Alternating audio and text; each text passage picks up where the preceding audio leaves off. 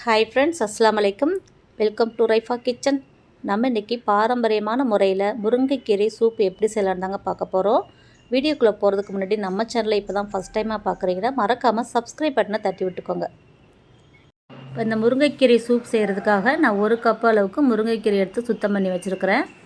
இப்போ இது கூட டேஸ்ட்டுக்காக பார்த்தீங்கன்னா ஒரு 3 டீஸ்பூன் அளவுக்கு பாசிப்பருப்பு எடுத்து நல்லா கழுவிட்டு தண்ணியில் ஊற வச்சுக்கோங்க. அது கூட அரிசி கழுவுனா 2வது தண்ணி, முதல் தண்ணியை கீழே ஊற்றிட்டு 2வது தண்ணி 1 கப் எடுத்து வச்சுருக்கிறேன். ஒரு 10 சாம்பார் வெங்காயம், 3 துண்டு பூண்டு பல், 1 துண்டு இஞ்சி, 2 பச்சை மிளகாய் எடுத்து வச்சுருக்கேன். இது எல்லாமே நம்ம இடித்து தான் சேர்க்க போகிறோம். இது கூட மிளகு சீரகமும் பொடி பண்ணி நம்ம சேர்க்க போகிறோம். நீங்கள் தூளாக சேர்த்தாலும் சேர்த்துக்கலாம், இடித்து போட்டாலும் சேர்த்துக்கலாம். இப்போ இதை நம்ம முக்கியமாக மண் சட்டியில் செய்ய போகிறோம். அப்போ தான் ஒரு நல்ல ஆரோக்கியமானதாக இருக்கும்.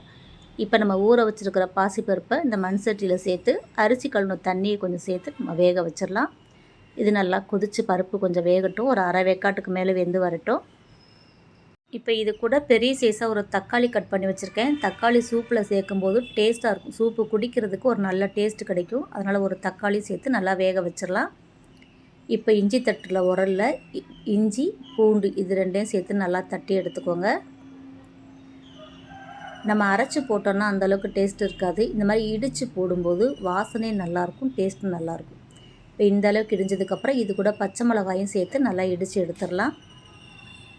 வெறும் முருங்கைக்கீரையை வேக வச்சு வடித்து கொடுத்தோன்னா குடிக்க மாட்டாங்க. நமக்குமே அது கொஞ்சம் கஷ்டமாக இருக்கும்ல இறங்குறதுக்கு. அதனால் பார்த்திங்கன்னா இந்த மாதிரி இஞ்சி பூண்டு வெங்காயம் இதெல்லாம் சேர்க்கும்போது அதோடய டேஸ்ட்டும் மனமும் நல்லா இருக்கும்போது சூப்பு குடிக்கிறதுக்கு நல்லா ருசியாக இருக்கும். அதனால் இந்த மாதிரியே நம்ம செஞ்சு கொடுக்கலாம். நம்மளுக்கும் சாப்பிட்றதுக்கு நல்லாயிருக்கும். ஒவ்வொரு காய்கறிக்கும் ஒவ்வொரு பழங்களுக்கும் ஒவ்வொரு பலன் இருக்குதுன்னு சொல்லுவாங்க. இப்போ கருவேப்பிலை சாப்பிட்டா முடி கொட்டாது, ஆட்டுக்கால் சாப்பிட்டா கை கால் வலி இதாகும். அந்த மாதிரி ஈரல் சாப்பிட்டிங்கன்னா ரத்தம் ஊறும், இந்த மாதிரிலாம் சொல்லுவாங்க இல்லையா ஒன்றுலையும். ஆனால் அந்த முருங்கைக்கீரையில் பார்த்திங்கன்னா எல்லா விதமான சத்துக்களுமே இருக்குது. முடி கொட்டினாலும் முருங்கைக்கீரை சாப்பிட்டா சரியாகும். ஹீமோக்ளோபின் கம்மியாக, ரத்த அணுக்கள் கம்மியாக இருக்கிறதுக்கும் இந்த முருங்கைக்கீரை நல்ல பலன் கொடுக்கும். அதே மாதிரி கை கால் வலி, உடம்பு வலி இது எல்லாத்துக்குமே இந்த முருங்கைக்கீரை ஒரு நல்ல பலன் கொடுக்கும். எனக்கு தெரிஞ்ச எந்த டாக்டர்கிட்ட போனாலும் இதுதான் சொல்லியிருக்காங்க. எனக்கு தெரிஞ்ச அனுபவத்தில் சொன்னவங்களும் நிறையா பேர் இந்த முருங்கைக்கீரையை சொல்லியிருக்கிறாங்க. இப்போ நம்ம தட்டி வச்சுருக்கிற இஞ்சி பூண்டு வெங்காயம் இதெல்லாம் சேர்த்துட்டோம். அது கூடவே உப்பு மஞ்சத்தூளும் சேர்த்து அதை நல்லா கொதிக்க விட்டுறலாம். இப்போ மிளகு சீரகத்தையும் உரலில் போட்டு தட்டி எடுத்துக்கோங்க. நீங்கள் மிளகு தூளாக சேர்க்குறதாலும் சேர்த்துக்கலாம். நான் தட்டி தான் இன்றைக்கி சேர்க்க போகிறேன்.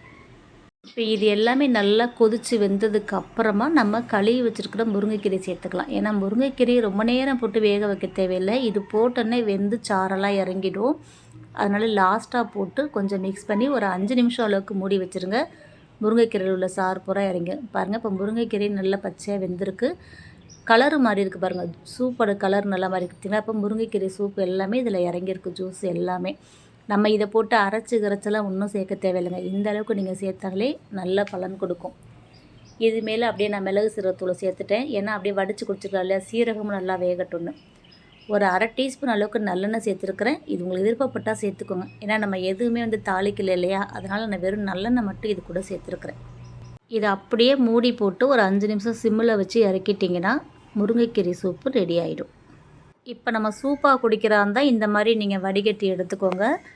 சாப்பாட்டில் போட்டு சாப்பிட்றா இருந்தால் அப்படியே இந்த சூப்பு கீரையோடு சேர்த்து சாப்பிட்டிங்கன்னா ரொம்ப டேஸ்ட்டாக இருக்கும். நான் அதனால் சாப்பிட்றதுக்கு கொஞ்சம் அப்படியே வச்சுட்டேன். கொஞ்சம் சூப்பாக குடிக்கிறதுக்காக தனியாக எடுத்துருக்கிறேன். நீங்கள் இப்போ இந்த சூப்பு மேலே கொஞ்சமாக மிளகுத்தூளும் கொத்தமல்லி தலையும் தூவிக்கிட்டிங்கன்னா சூப்பராக இருக்கும். நான் அப்படியே தான் குடிக்க போகிறேன். இதை அப்படியே சாப்பாட்டில் போட்டு சாப்பிட போகிறேன். எனக்கு எங்கள் வீட்டு பக்கத்தில் பார்த்திங்கன்னா முருங்கை மரம் எங்கேயுமே இல்லை. வேறு மரங்கள் தான் இருக்குது வாசலில். இந்த முருங்கை மட்டும் இங்கே கிடையாது. அப்படியே இங்கே இருந்தாலுமே காய் விற்கணும் பூ விற்கணும்னு சொல்லிட்டு அந்தளவுக்கு கீரை கொடுக்க மாட்டாங்க. அதனால் மார்க்கெட்டுக்கு எப்போ போனாலும் கண்ணில் பார்த்தா நான் உடனே வாங்குகிற முதல் கீரை முருங்கைக்கீரை தான். அதே மாதிரி ஊருக்கு போனாலும் ஊர்லேருந்து நம்ம ஊர்லலாம் நல்லா கிடைக்கும் இல்லையா, எல்லாருமே கொடுப்பாங்க. அதனால் முருங்கைக்கீரையும் இந்த மருதாணியை மட்டும் நான் எப்போ போனாலும் வாங்கிட்டு வந்துடுவேன். ஊருக்கு யார் வந்தாலும் கொண்டு வந்துடுவாங்க. நான் போனாலும் முதல்ல வாங்குகிற பொருள் இந்த முருங்கைக்கீரையும் மருதாணியும் தான். அவ்வளோதாங்க. குக்கரில் செய்கிறத விட மண் பாத்திரத்தில் எப்படி ஆரோக்கியமான முறையில் சுவையான முருங்கைக்கீரை சூப் செய்கிறதுன்னு பார்த்துட்டோம். உங்களுக்கும் பிடிச்சிருந்தா கண்டிப்பாக இதே மெத்தடில் ட்ரை பண்ணி பாருங்கள். இந்த வீடியோ பிடிச்சிருந்துச்சுன்னா மறக்காமல் ஷேர் பண்ணுங்கள், லைக் பண்ணுங்கள். நம்ம சேனலை சப்ஸ்கிரைப் பண்ணால் பார்த்துருந்தீங்கன்னா ப்ளீஸ் சப்ஸ்கிரைப் பண்ணிக்கோங்க.